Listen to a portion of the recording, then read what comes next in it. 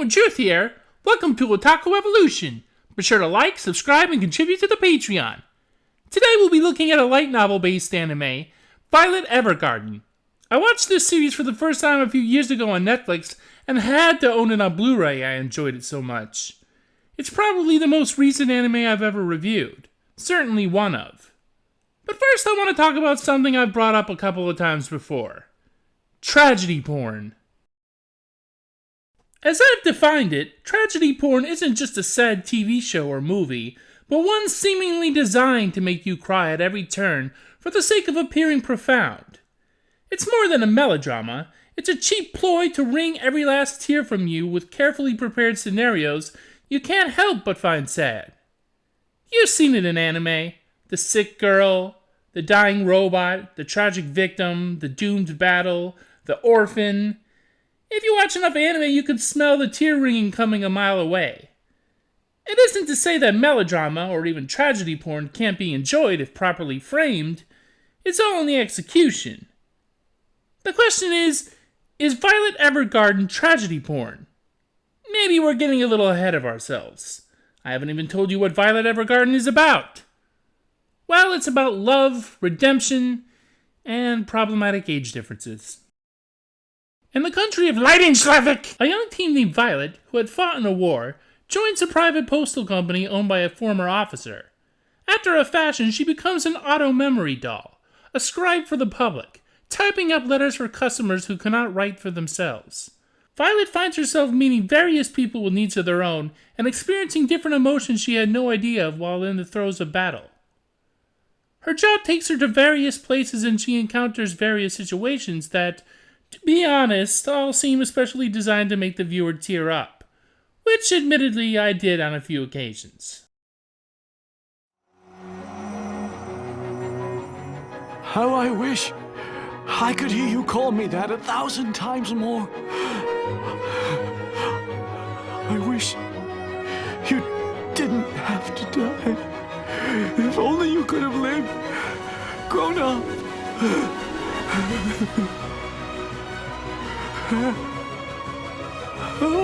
The main character, of course, is Violet, who was basically a human weapon during the Great War. Before this, she was some kind of feral child or something, but then she was given to Gilbert Bougainvillea as a gift by his brother Dietfried. A major in the army, Gilbert was reluctant to use Violet as a weapon at first, trying to raise her, but she showed remarkable aptitude for combat, so she became an attachment to his unit. In the final battle of the war, a badly wounded Gilbert confessed his love for Violet. Violet has no idea what love is, so she spends the series trying to get an answer as to what it is, both directly and indirectly. Her becoming an auto-memory doll is a rough going at first. Oh, it's better to take off your gloves. Okay.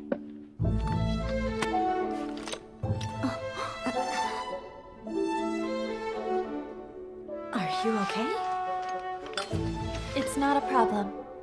Oh, then why don't you try it out a bit?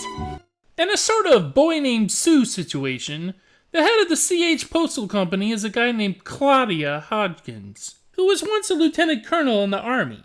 He's somebody who deeply regrets all the things he had to do during the war, and seeks to redeem himself through service to the people and seeing that Violet gets her chance to redeem herself too. He's known auto-memory doll Catalea for a long time and was friends with Gilbert, having been a cadet in the same class. He's a sensitive guy with a heavy burden on his shoulders. You see, you don't realize yet, but your body is on fire and burning up because of the things you did. I'm not burning. Yes, you are. I'm not burning. I don't get it. No, you are burning. There's Violet's fellow auto-memory dolls. Catalea is the most experienced one, and the most popular before Violet comes into her own. She has a kind of playful hostility towards Benedict, the postman. Iris is the determined up-and-comer. She's from a small town and is desperate to shed her small-town ways. Erica is Erica. She's just kind of there. I think she's an anime-only character, which makes sense because she has all the personality of wet construction paper. Outside of Catalea, Violet doesn't have a lot of competition for Best Doll.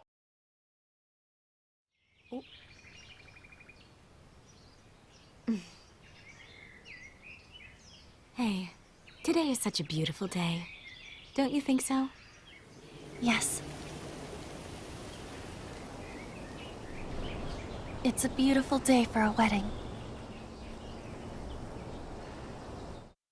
Dietfried is, as I mentioned, Gilbert's brother. He's a captain in the Navy, joining to break the family tradition of joining the Army. He's a brusque, prickly sort. Well, no, he's a fucking asshole. Seriously, he basically slave-traded Violet and sees her as nothing more than property and a tool. Well, he's the tool! We get just a little redemption for him as time goes on, but that only makes him kind of a dick instead of a complete prick. I mean, at least he's pretty competent at his work, kind of badass, really, but also he's a douchebag. But then he's a bit upset about his brother, so... No, he's still a douchebag. There's no excuse for him being as irascible as he is. Violet should have let this fucker die instead of saving his life.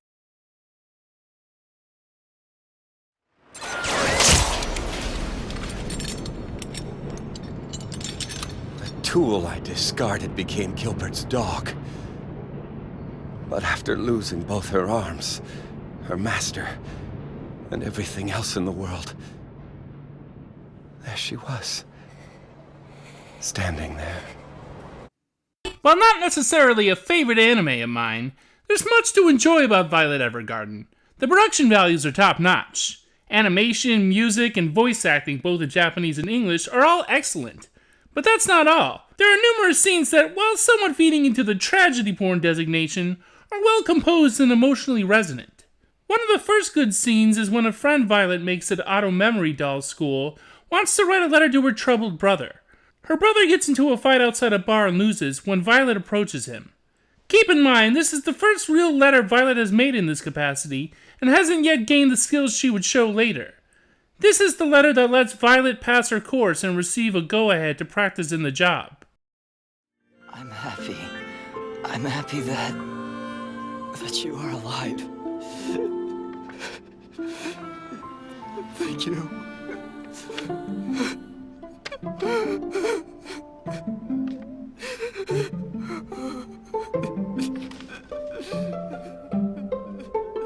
In another scene, a widower playwright who has also lost his daughter is determined to finish his play. Violet suggests that the main character fly home. The playwright has the idea to have the character use her parasol to move across the water to home. He offhandedly suggests Violet walk across the water to get him a visual. Violet takes this literally and decides to try her best to, causing the playwright to tear up as he remembers his daughter. Were you able to see? I almost made it the entire way. Sir? What's the matter? Are you feeling ill? I said to her after granting me this miracle, I didn't believe there was a God, but if there were, it would be you. A devastated and even suicidal Violet stares down a hopeless future at one point in the series. She finds herself incapable of ending her own life, but is desperate to receive orders again. This is Violet's lowest moment in the series, where she cannot imagine going on. But suddenly she receives a letter of her own at the door. Reading the letter, a message of support from her co-workers, Violet is shaken. She had never received a letter before in her life, so she promptly returns to work in appreciation for their feelings. It is just as you said. I had burns all over my body. Is it okay? Huh? So do I have any right to be a doll? Do I have any right to live? A soldier in the former enemy nation in the war requests an auto memory doll from Leidenschaftlich. Unfortunately, by the time Violet arrives, parachuting in from a plane, the soldier, Aiden, has already been mortally wounded. Violet can only give palliative care to the waning man, who wants her to relay messages to his parents and girlfriend. He reminisces of the time that his girl told him she loved him as his life drains away. Violet has to pass along his messages and the fact that he passed to his parents and girlfriend. This takes a lot out of all parties. No. No. I'm sorry. I wasn't able to protect him. A two-parter story sees Violet and Dietfried try to protect a train with a peace envoy on board. After taking down some enemies on top of the train, Dietfried confronts Violet over his brother. Violet ends up saving Dietfried's life, but the enemy intimates that things aren't over just yet. There are 2 bombs on the bridge the train is about to cross. Violet, sans an arm, races to the bombs with Benedict. Benedict takes out his bomb pretty handily, but a one-armed Violet has difficulty getting the thing loose from the bridge.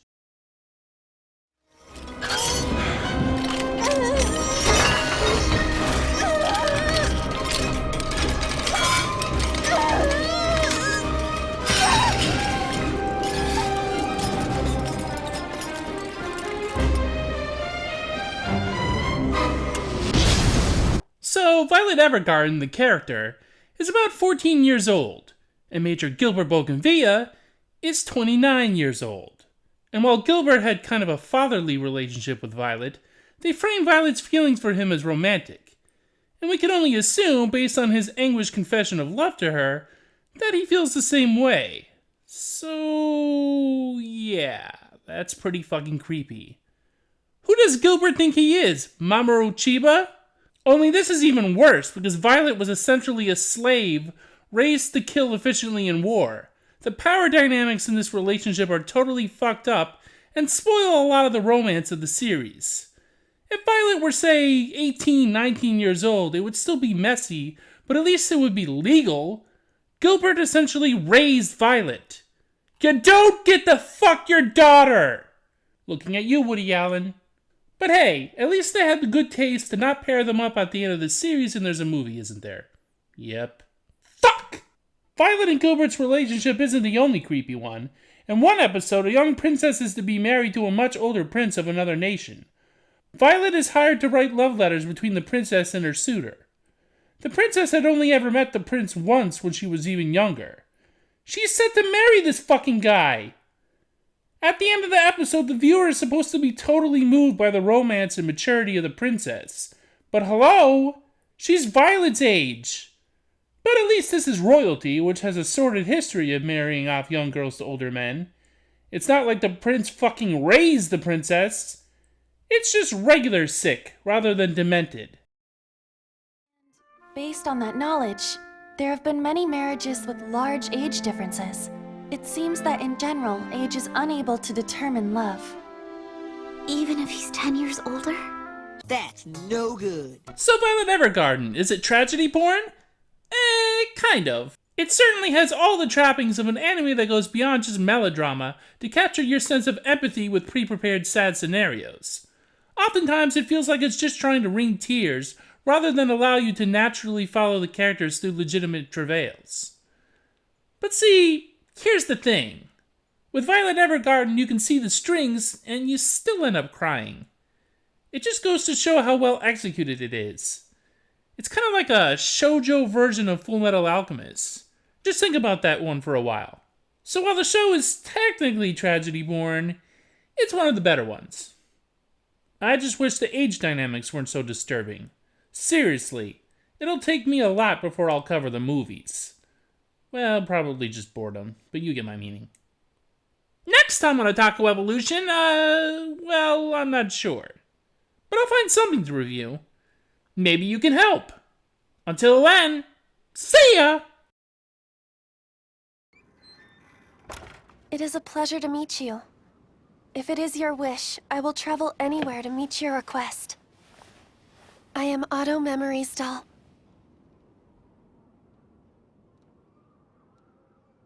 Violet Evergarden.